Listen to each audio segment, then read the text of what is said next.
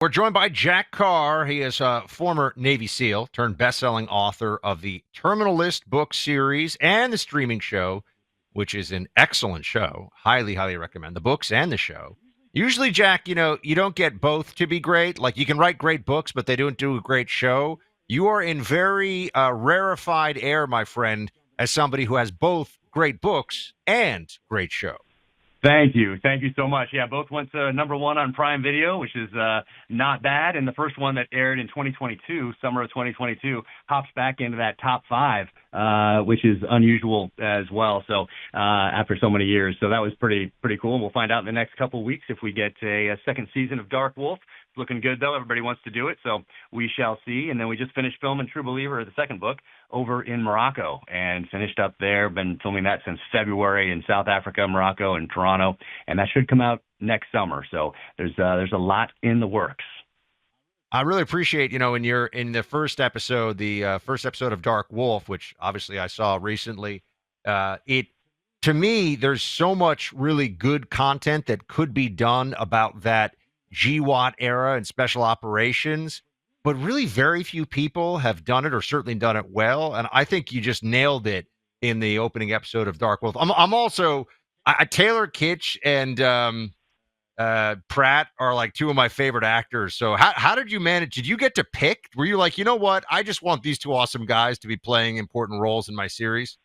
Well, Chris optioned it out of the gate. He's the only person I wanted to option it and play the character of James Reece. So he was my pick and set from the beginning. And then the first season, I wasn't involved in the casting process. I was involved in it for the second season and for Dark Wolf. But first season, I wasn't. So it was not a surprise, but I guess a surprise in the fact that I didn't pick him. I didn't pick anybody because I wasn't involved. But they said Taylor Kitsch is playing Ben Edwards. And I said, oh, my gosh, that is the best pick ever. Dude, you got Riggins to play a Navy SEAL from your book series. That's awesome. Buck even recognizes the star from Friday Night Lights. Yeah. Jack, and so that's an incredible combo. What is it like to balance writing obligations with making television show obligations? Because I imagine you're on the road all the time. You're promoting the book, the books all the time, but you have to continue to produce new books. How do you balance it all out? Do you have a set regimented schedule? There's a lot of people out there in creative space, I bet, that are curious how you balance all of that.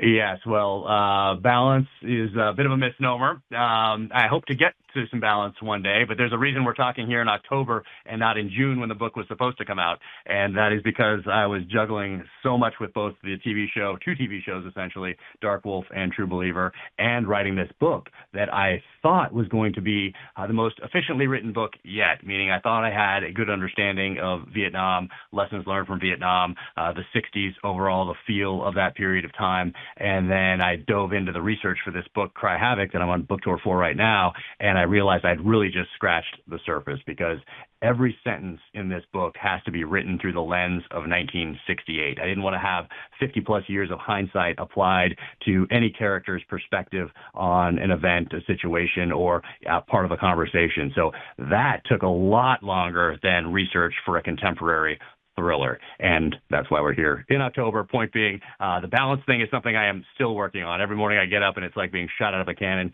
with kids, wife, dog, and all the rest of it.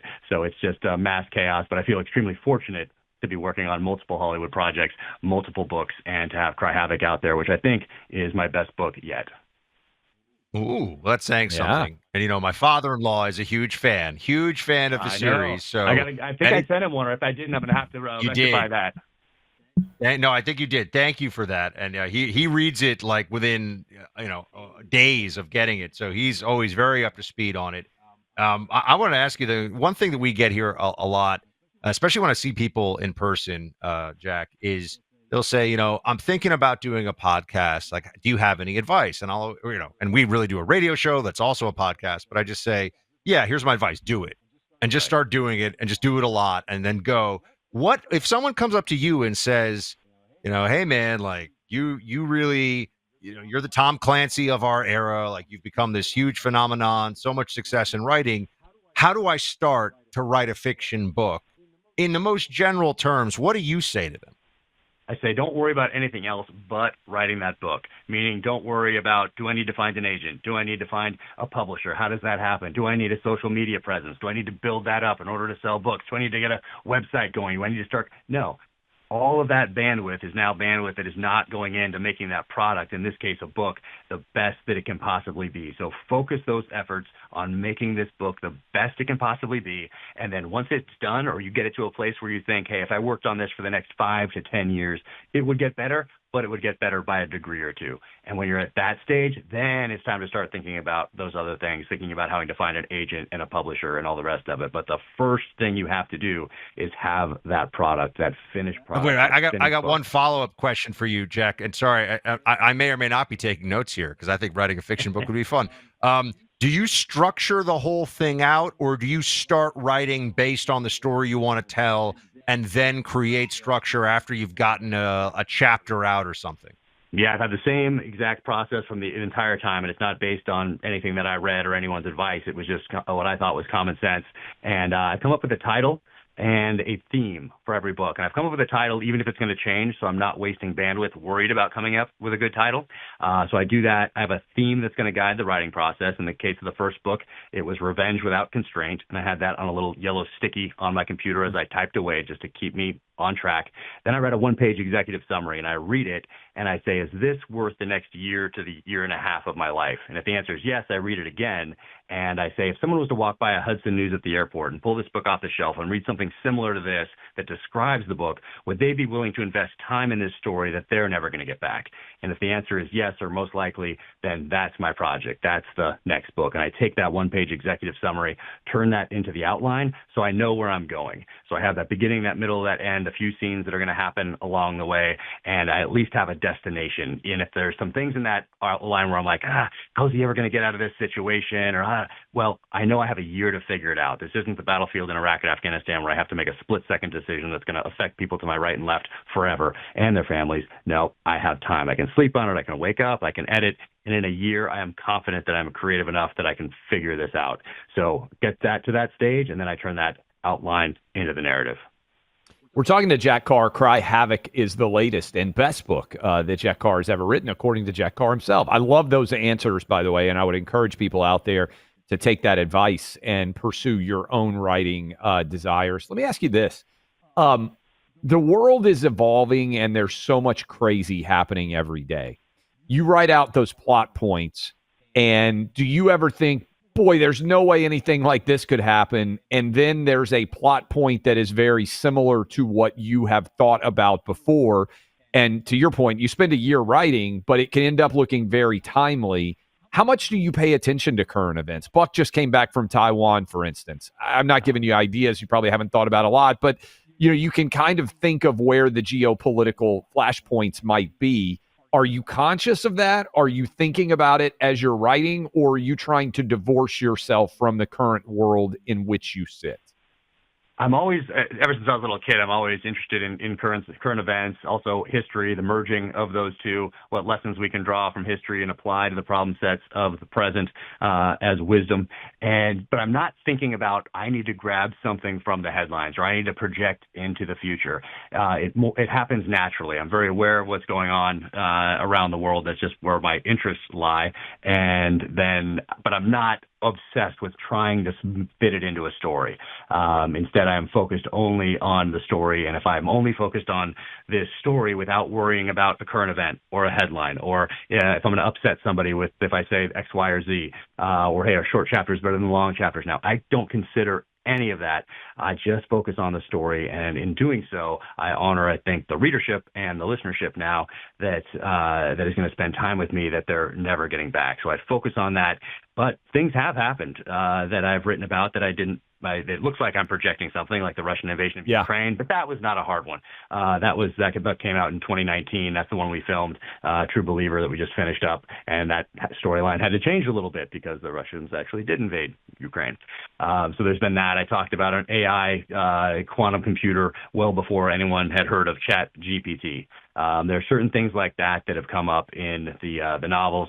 October 7th, something similar to that I wrote about in Israel not too long ago, before it happened. So some of these things look like I'm projecting. I have a crystal ball, but I certainly do not. They just happen to correspond with some current events. But I do like to weave a lot of things that are topical into the storylines, because at one day people are going to go back maybe and read these, and it'll be like a time machine. It's me going back and reading Hunt for Red October now. That's a time machine back to 1984, and so I am cognizant of that. You think Tom Clancy is the biggest inspiration you had? Who would you say, as a writer, for what you're doing, if you had to pick one author, would be the biggest one, because I read so many growing up, and they're all part of my foundation. So it's certainly Clancy, it's David Morrell, it's Nelson DeMille, it's A.J. Quinnell, it's J.C. Pollock, it's Mark Golden, it's Louis L'Amour, it's John le Carré, it's Ian Fleming, it's Robert Ludlum. It's all of those masters that I read from the 80s all the way through the 90s and continue to read today.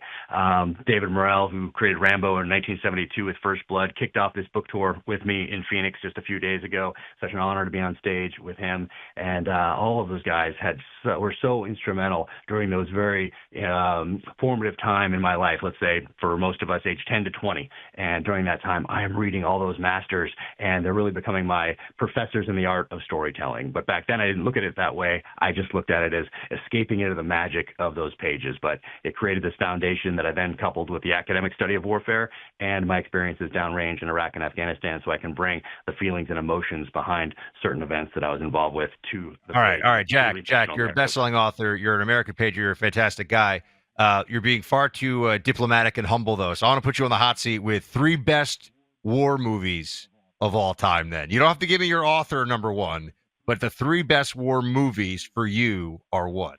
All right, Band of Brothers, even though it's a series, I think we'll keep that one to the side, but it's a series, but that is certainly up there. I was just actually, right before we came on here, I had to wrap up a podcast with Charlie Sheen, and we were talking about Platoon. Yeah, we're talking about Platoon and his experience on set with Apocalypse Now when he was like 9 or 10 years old with his dad, because my book is Cry Havoc, 1978, and so we're talking about that and his experiences on set with Marlon Brando and Dennis Hopper and Robert Duvall, and just a fascinating conversation with him. So I would say Band of Brothers. I would throw Platoon in there for sure. I love Uncommon Valor, for those who remember that one. Apocalypse Now, Longest Day. Those ones really stand out to me. Last question for you as we go to break here. Yeah. I've got one here. Who is a guy or gal who has read your book that you were blown away is a fan? Has there been somebody that you met and you just couldn't get over it because, look, you come from a background, you're busting your ass, doing what you do in the military before you end up writing these books. Is there anybody that you were just in disbelief or as a reader or a big fan of your work? David Morrell, who created Rambo. I can't believe that he actually gave me a blurb when that blurb ends with, "I'm a fan." That one blew me away, because discovering him through Rambo First Blood Part 2, a novelization, which is a book based on a screenplay, in the summer of Rambo, 1985, then going back and reading First Blood, then reading Brotherhood of the Rose, Fraternity of the Stone, League of Night and Fog, and then having him, one of my heroes in the literary realm, read my books and be a fan, that's a little crazy. And then Charlie Sheen, he was a fan of the books before he even came on the podcast. I mean, that was kind of a little bit crazy too, having grown up watching him in these movies, to include Navy SEALs. No doubt. Very cool. Well, Cry Havoc is the book. It's going to be a runaway bestseller. Get your copy today. Also, check out, I'm mid-series right now for Dark Wolf. Highly recommend it to all of you. Our friend Jack Carr, as always, congrats on all your success. Come back and hang out with us anytime.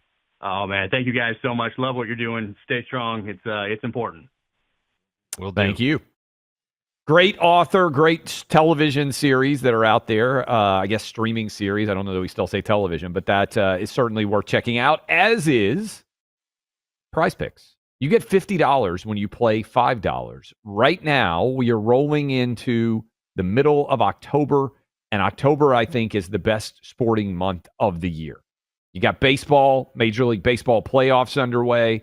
You've got NHL starting. You've got the NBA, if you're a fan there, starting. And college and NFL football is hitting its stride. And I gave you guys a pick, and we already won half of the pick this week. I said Jalen Hurts is going to have at least one passing touchdown. He did. I said Jackson Dart is going to have at least one passing touchdown. He did as well. We need Cam Ward to have at least one passing touchdown. That's more than 1/2. And Drake May of the New England Patriots to have more than 1.5 touchdowns. If that happens, nearly a 5-to-1 payout. We'll give you another pick as we do every single Thursday. But right now, you can get hooked up with $50 when you play $5. Texas, California, Georgia, Florida, nationwide, at least 40 states. You can play along with us. All you have to do is download the PrizePicks app or go to prizepicks.com. Use my name, Clay. That's prizepicks.com, my name, Clay, for $50 when you play $5. Join the team. Let's see if we can win for a 4th time this year. Halfway there, prizepicks.com, code Clay. Hey, don't forget to subscribe to our YouTube channel. And be sure to hit that like button.